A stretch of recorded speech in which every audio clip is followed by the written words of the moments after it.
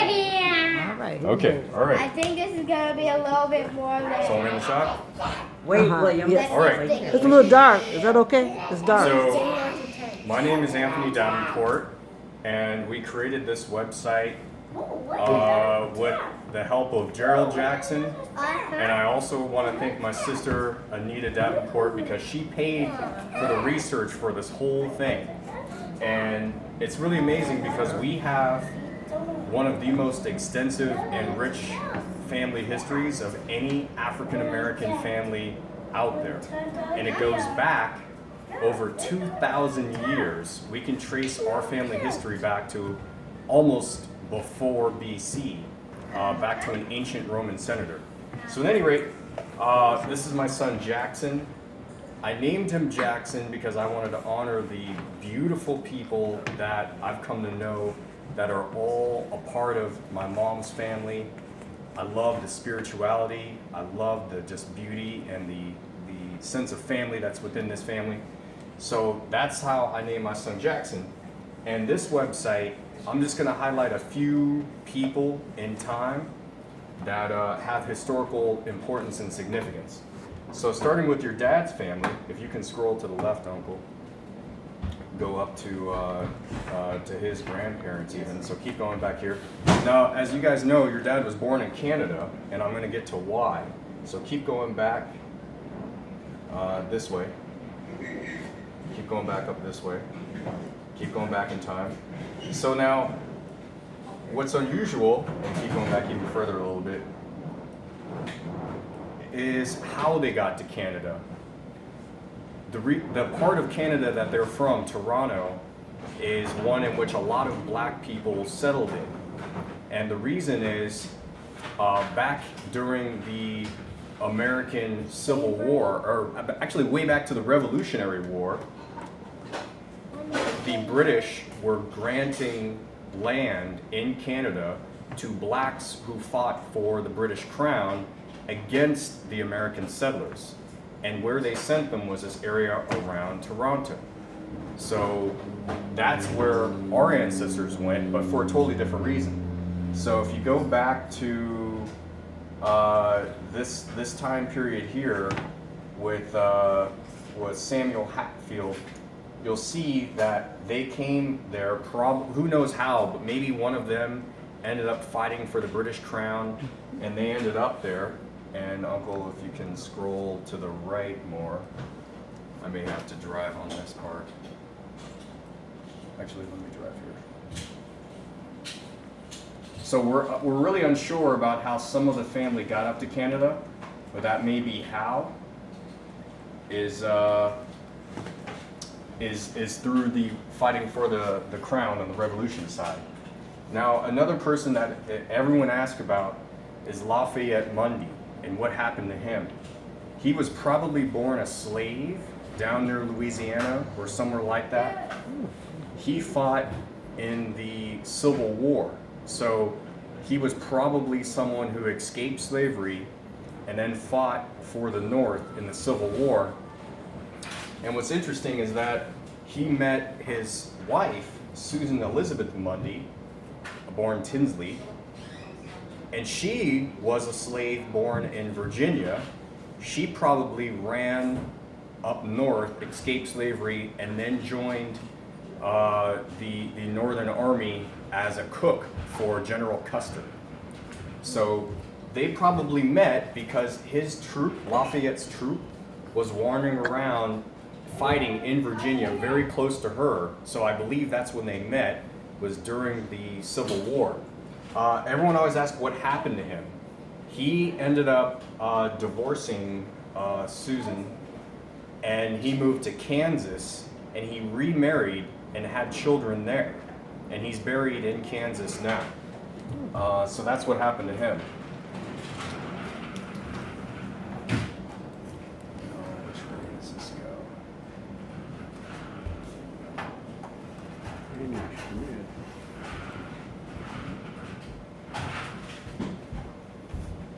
So, an interesting thing that comes up through in history is that this guy named Samuel Hatfield. he was born here in New York City in 1775, I believe is the exact year. And he would have lived right here in this city in the southern tip of Manhattan, which was a very small area at the time. The area that's called Wall Street, there actually was a giant wall that protected the settlers from the Indians. And there was actually a burial ground that was built just for African Americans at that time to be buried in. And we're gonna go visit there. It's still there now. They found it about 20 years ago. Go sit down, boys. They found it about 20 years ago while digging to build a new building. And then they discovered that people in the 1700s were buried there, and they stopped and they built kind of a little monument, and there's a museum so that you could see what life was like for African Americans in the mid 1700s. And there's quite possibly our ancestors are buried there in that ground. So at any rate, an interesting thing is that his parents were born here as well, in probably roughly the 1750s. Another offshoot of our history is Lafayette Mundy's parents, I believe, which is over there somewhere, I won't find it. But Lafayette Mundy's parents were from a town north of New York City here. I don't remember the exact name, but at any rate, that town was known to be friendly to blacks at that time, which is the 1840s to 1860s. And what's notable is that Harriet Tubman lived in that town. That's where the Underground Railroad essentially ended. And so there is a possibility that our ancestors from that time period knew Harriet Tubman, because there wasn't that many people back then. And we don't know how they ended up in that town.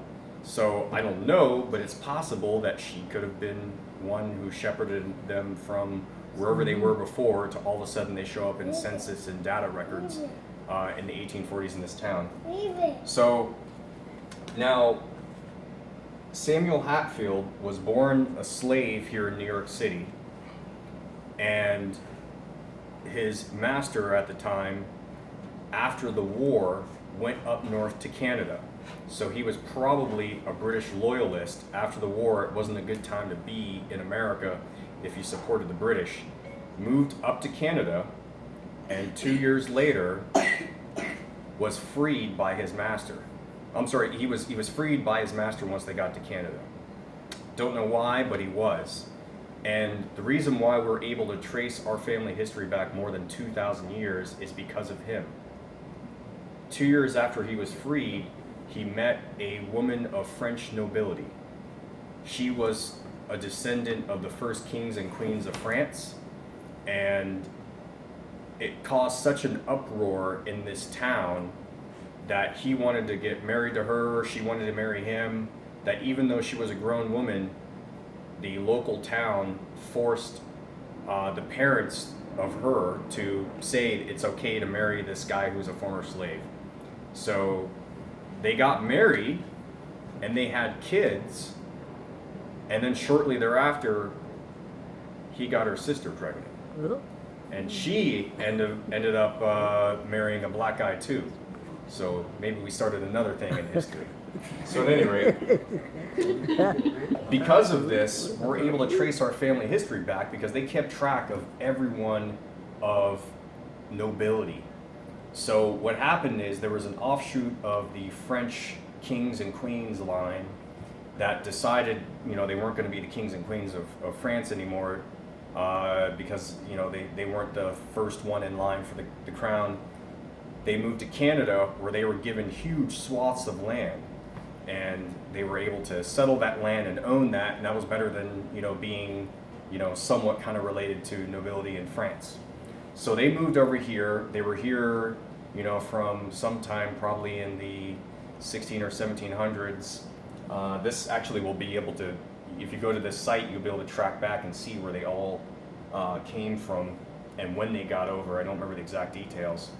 But we literally are the ancestors or descendants of French nobility. The very first kings and queens of France, which goes back into, I believe it was around 500 or 600 AD that France was created as a country, and the first people that were the rulers were our ancestors. So you'll see this goes back quite a long ways. Uncle, are you able to drive this? Because I'm having trouble. Yes. Uh, Where do you want to go to? I was looking to go a little further back, but it looks like that's as far back as we can go. So this one, for some reason, doesn't go all the way back. But if you are able to access the, actually, hold on, I think it does right here. Yeah, so you'll see this goes back in the 1600s. There's a lot of documentation around these people because of other historians that have done this.